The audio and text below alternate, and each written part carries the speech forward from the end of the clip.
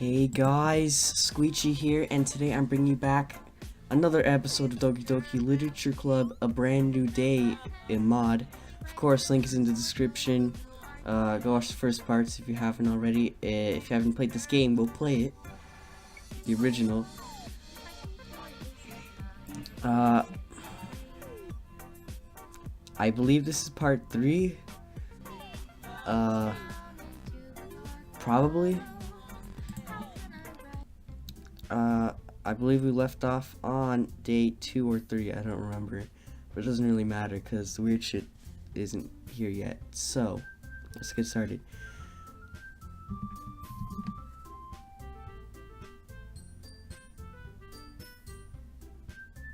Okay. I soon understood what Yuri means about reading in company. It's as if I could feel her presence over my shoulder as I read. It's not a particularly bad thing, maybe a little distracting, but that feeling is somewhat comforting. Yuri's in the corner of my eye. I realize that she's not actually looking at her own book. I glance over. It looks like she's reading from my book instead. Sorry. I was just... Yuri, you really apologize a lot, don't you? I do? Yes, you do. I don't really mean to. Sorry. I mean, ha ha ha ha ha. Here, this should work, right? I slide my desk until it's up against Yuri's, then hold my book more between the two of us. Ah, I suppose so. Yuri timidly closes her own copy. Once we each lean in a little bit more, our shoulders are almost touching. It feels like my left arm is in the way, so instead I use my right hand to hold the book open. I guess that makes it kind of difficult to turn the page. Here. Yuri takes her left arm and holds the left side of the book between her thumb and her forefinger. I do the same with my right arm on the right side of the book. That way I turn the page and Yuri slides it under her thumb after it flips to her side. Man, real descriptive. That's exactly what we need. But in holding it like this, we're huddled even closer together than before. It's actually kind of distracting me. It's as if I could feel the warmth of your face as she's in the corner of my vision. Are you ready? To turn the page. Sorry. I think I got a bit distracted for a second. Glance over at Yuri's face again, and our eyes meet. I don't know how I'll be able to keep up with her. That's okay. You're not used to reading, right?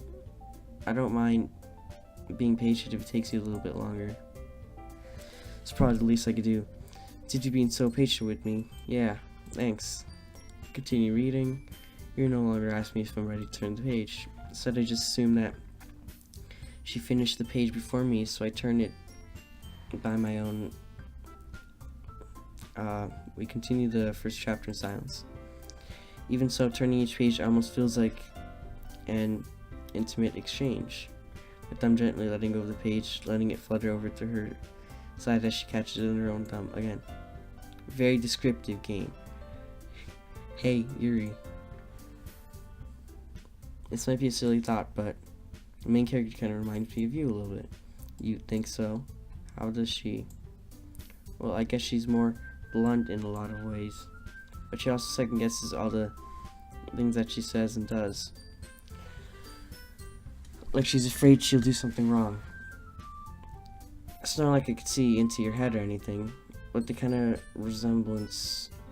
reminiscence of some of your mannerisms. I see. Yuri remains silent for a moment, but Squeechy, that's probably a terrible thing to have in common with her. It's so embarrassing that you think that. Wait, I didn't mean it in a bad way or anything. Sorry, I really didn't know you were self-conscious about that sort of thing. I guess I meant it as kind of cute. What are you saying all of a sudden? Okay, everyone, it's poem time. I think it's about time we share today's poems with each other. We might not have enough time if we wait too long. Ah, Yuri exhales, spared from finishing your thought. Is that alright, Yuri? You look kind of down. I'm sorry if you haven't been looking forward to this. Ah, it's not. It's fine.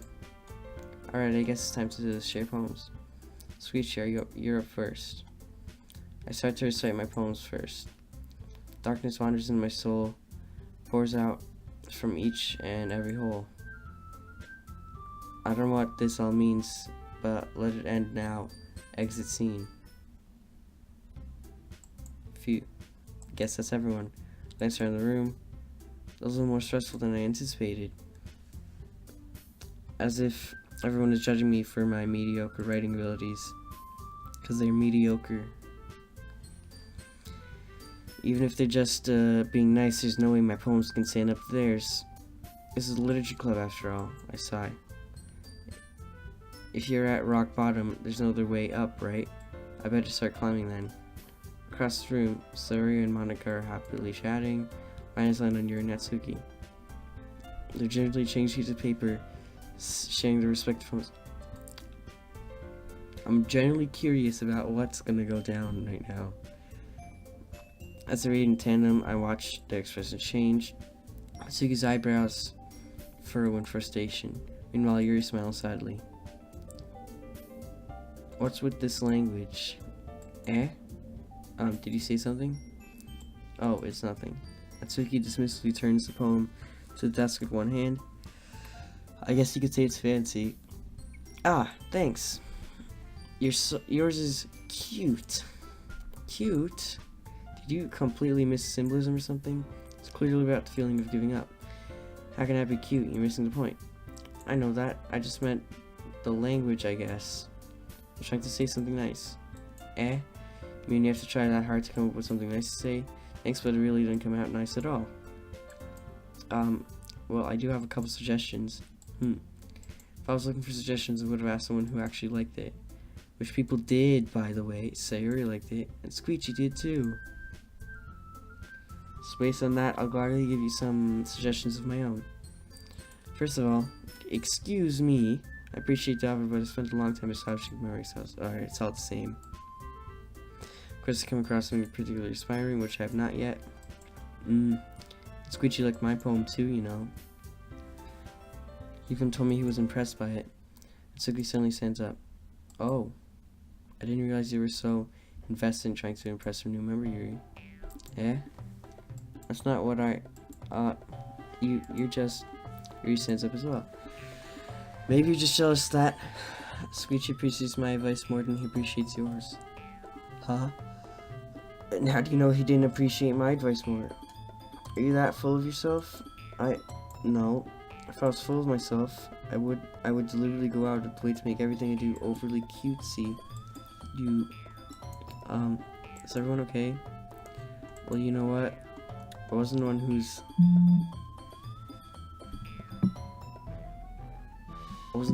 boobs magically grow 2 sizes too big as soon as Squeechy started showing up. Natsuki, that's a little... This doesn't involve you.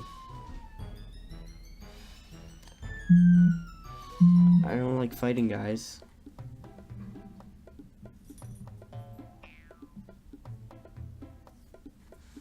Suddenly both girls turned towards me as they noticed I was standing there. Well, I'm screwed, no escape now. Squeechy, she's just trying to make me look bad. That's not true. She started it. If she could get over herself and learn to appreciate the simple writing is more effective, then this wouldn't have happened in the first place.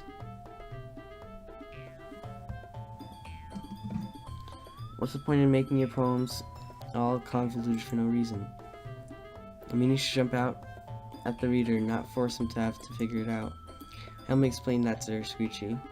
Wait, there's no reason we have so many deep and expressive words in our language. It's the only way to convey complex feelings, meaning the most efficiently. Avoiding them is not only unnecessary limiting yourself, it's also a waste. You understand that, right, Squeechy? Well, how did I get dragged into this in the first place? It sounds like I'm an expert on writing. Well, screw it, let's do it. So of course, that's going to be nut up or shut up.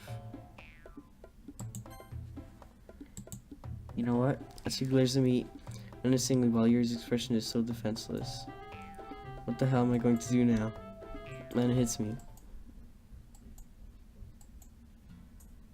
Natsuki, Yuri, and this is strange for me to say, you guys are my friends. New friends, sure, but still friends. We don't need to fight and bicker with one another. Friends are wonderful people who have differences, can respect one another for those differences and opinions. Natsuki's poem I read today hit me hard. It's amazing because there's so many feelings that just a few words, simple, not yet effective. Yuri's poem is amazing because they paint beautiful pictures in your mind, fills my imagination with such wonderment. Everyone's so talented while my skills are subpar. So why are we fighting again? Because, well, Suri jumps in on the conversation. Also, Natsuki's cute and there's nothing wrong with that. These boobs are the same as they always were. Big and beautiful. Yeah, it's so weird just saying it out loud.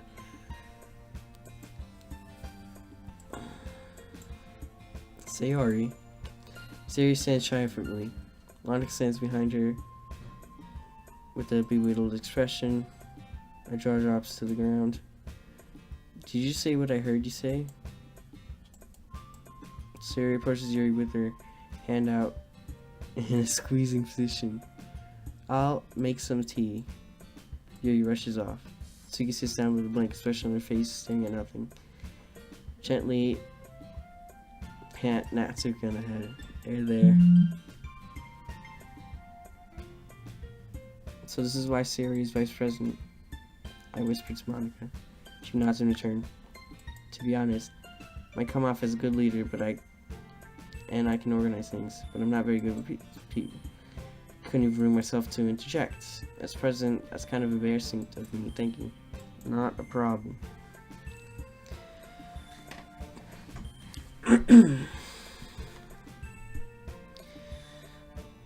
Wasn't that good before either, but something changed for me. Monica gives me an awkward smile. Take good care of Sayori, okay? I would hate to see her get herself hurt. It makes two of us. And count on me, I'll take care of all of you. That damn dream making me say weird things again. Thanks.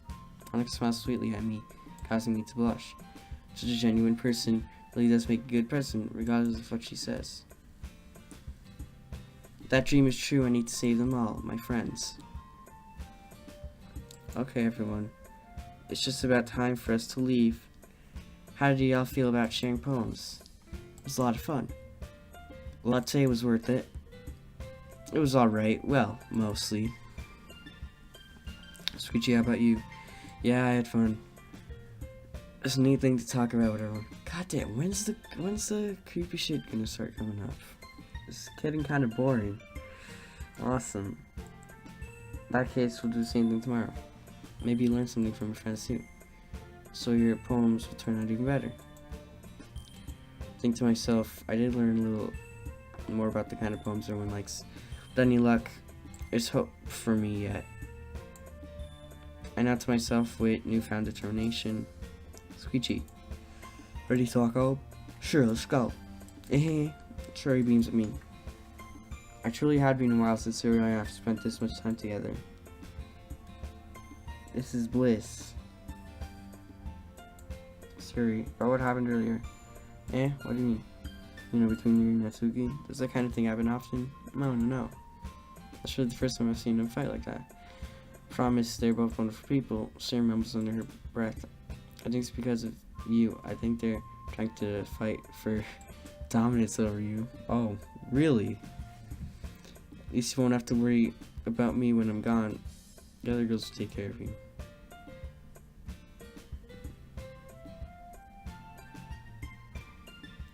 What did you just say? No, nothing silly. You're just hearing things. Oh man. You don't hate them, do you? No, I don't hate them. Like you all, actually. I can see why they make good friends with you. Phew. You know, Squeechy. It's nice that I get to spend time with you in the club. But I think seeing you getting along with everyone is what makes me the happiest. Except it's not. I think everyone really likes you too. That's... I blush awkwardly and getting flustered. Every day is going to be so much fun. Sigh. Looks like Yuri still hadn't got into the kind of situation I'm in. Maybe I'm a dumbass and she knows more than I'm thinking. Where did that come from? Make sure you have a nice and bright future, Sarah, together. I pat Sarah on the shoulder. I really mean that this time. There I go sing this time again. Okay. Yeah. Let's do this.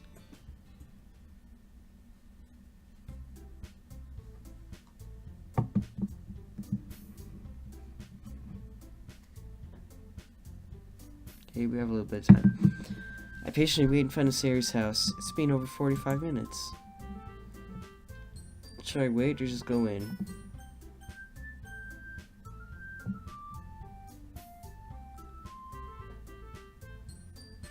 Oh, okay. Forgot already? Go inside.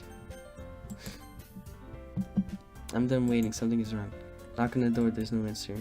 Check the door, and to my luck, it's unlocked. Sorry, I'm coming in. I hope you're decent. If she isn't, oh well, that doesn't matter. I go inside her house.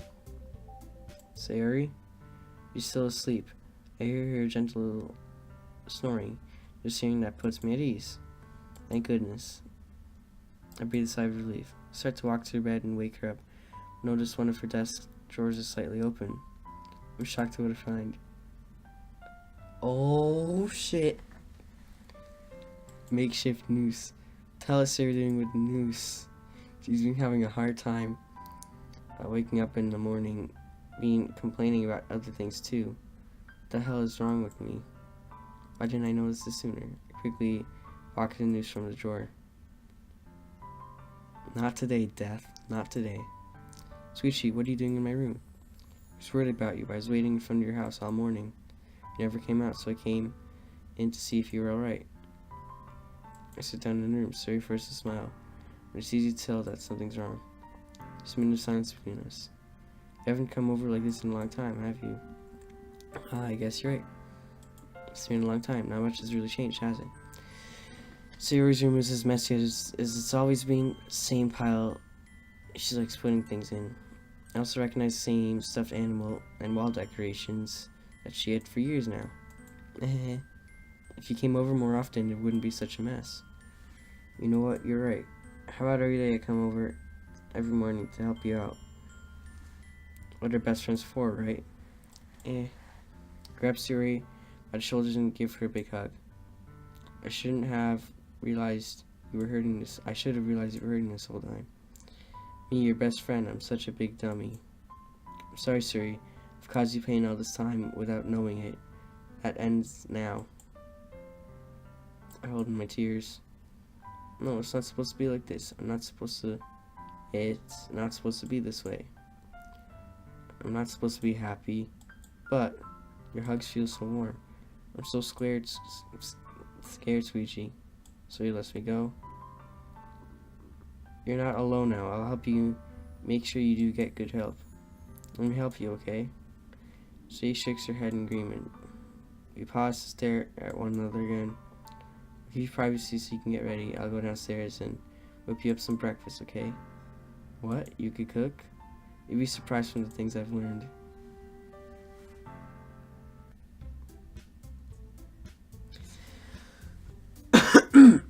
I quickly make Sarah some breakfast with what is left in her fridge and head outside. I'm ready. Okay, let's go. Hand Sarah a breakfast sandwich I made for her. It tastes too good for me to admit. What did I tell you? We both run to school. Sarah devours the sandwich. And toe. We climb the gates and sneakily get into class. Clock time again. Yay. Crap, I forgot to write a poem. Hey, Squeechy. Oh no, not again. Hope you got one of those poems for me, Squeechy. Yeah, about that. No poems, no cupcakes. Got it? Yes, ma'am. One more thing. Thanks for not leaving Sayori hanging.